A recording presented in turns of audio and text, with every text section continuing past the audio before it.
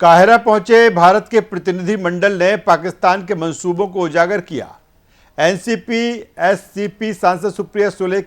ने कहा, मैं प्रधानमंत्री नरेंद्र मोदी, विदेश मंत्री एस जयशंकर और संसदीय कार्य मंत्री किरेन रिजिजू की तहे दिल से आभारी हूं कि उन्होंने हम पर विश्वास दिखाया।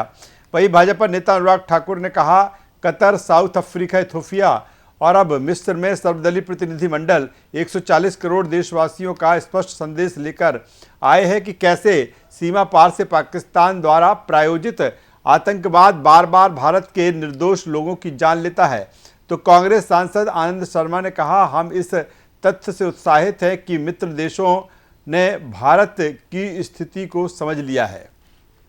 मैं बड़ी विनम्रता से माननीय प्रधानमंत्री मोदी जी, हमारे परराष्ट्र मंत्री डॉक्टर जयशंकर जी और पार्लियामेंट्री अफेयर्स मंत्री किरेन रिजिजू, इनके मैं तहे दिल से आभारी हूं कि उन्होंने जो विश्वास हम सब पे दिखाया और हमारा पूरा डेलीगेशन 11 दिनों से, अभी आज 11वां दिन है, हम 4 देशों में जाए। बहुत अच्छा एमईए ने जो मीटिंग्स करवाए, बहुत अच्छा रिस्पांस रहा है और जो भी हमारी ट्रिप में जिन जिन से मिले, हर जो भी नेता हमें मिला या जो भारत के वेल विशर्स रहे हैं, सब ने हमें सिर्फ एक ही चीज कही कि हम आतंकवाद के खिलाफ है और ऑपरेशन सिंदूर में हम पूरी ताकत से, जो घटना भारत में हुई है, इस ऑपरेशन में हम भारत के साथ हैं और भारत के सुख दुख में हम पूरी ताकत से भारत के साथ रहेंगे। बात लगातार हर मीटिंग में आई, चारों देशों में, कि हर एक का एक ही कहना था कि आतंकवाद ये किसी जाति धर्म का नहीं होता, वो आतंकवाद होता है। और कोई भी,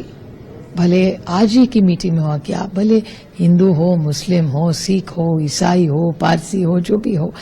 ये सब हमें प्यार से जोड़ के रखा है। और हमारे भारत में विविधता ही, आप देख रहे कितना सुंदर अपना देश है और इसी विविधता में हम लोग इतने साथ में रहे हैं और बड़े भी हुए हैं। तो मेरा भारत महान है इस बारे में। कतर, साउथ अफ्रीका, इथोपिया और अब इजिप्ट में ये जो सर्वदलीय डेलीगेशन भारत से आया है सांसदों का, ये अलग अलग भाषाओं, अलग अलग विचारधाराओं, अलग अलग दलों, अलग अलग क्षेत्र से आने वाले लोग हैं,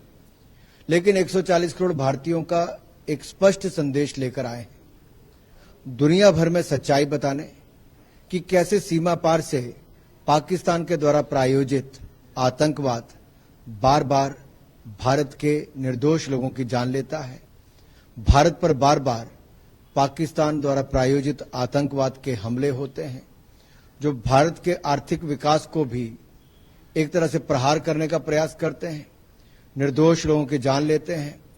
और जो हम लगातार शांति बनाने का काम करते हैं, भाईचारा बनाने का काम करते हैं, सद्भावना का काम करते हैं, उसको बार बार चोट पाकिस्तान द्वारा पहुंचाई जाती है। हमने ये भी दुनिया भर के देशों को बताया कि कैसे फाइनेंस, लॉजिस्टिक हैंडलिंग, ट्रेनिंग और क्रॉस बॉर्डर टेररिज्म, इन सब पे पाकिस्तान किस तरह से शेल्टर करता है, संरक्षण देता है आतंकवादी संगठनों को। और पहलगाम हल्के में जो आतंकवादी संगठन था, द रेजिस्टेंस फ्रंट, वो भी पाकिस्तान की सरजमीन से चलता है।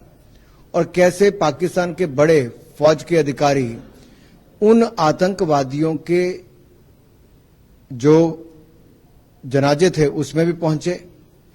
जब उनको दफनाने का काम किया गया, और उनके जो शरीर थे उन पर भी, या ताबूत पर भी पाकिस्तान का झंडा था। ये अपने आप में दिखाता है कि मिली भगत है, पाकिस्तान द्वारा प्रायोजित है। और दुनिया भर के देशों में एक संदेश तो स्पष्ट गया है, सबने एक स्वर में आतंकवादी हमले की निंदा की है, भारत के लोगों के प्रति अपनी संवेदनाएं दी है और अपना विश्वास व्यक्त किया है कि वो भारत के साथ आतंकवाद की लड़ाई में खड़े हैं। क्योंकि दुनिया भर के देश मानते हैं आतंकवाद अच्छा या बुरा नहीं, आतंकवाद आतंकवाद होता है जो निर्दोष लोगों की जान लेता है।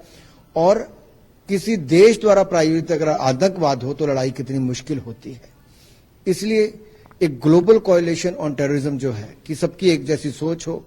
टेररिज्म की परिभाषा सुनिश्चित हो और टेररिज्म के खिलाफ जब भी कोई कार्रवाई करने सब देशों को एकजुट होना चाहिए। अपने मित्र राष्ट्रों को जनमत संगठित करने को आतंकवाद के खिलाफ और विशेष तौर पे जब एक स्टेट, एक राज्य, उसकी एजेंसीज आतंकवाद को शरण देती हैं, साधन देती हैं, हथियार देती हैं, संरक्षण देती हैं और एक पड़ोसी देश पर निरंतर हमले कराती हैं।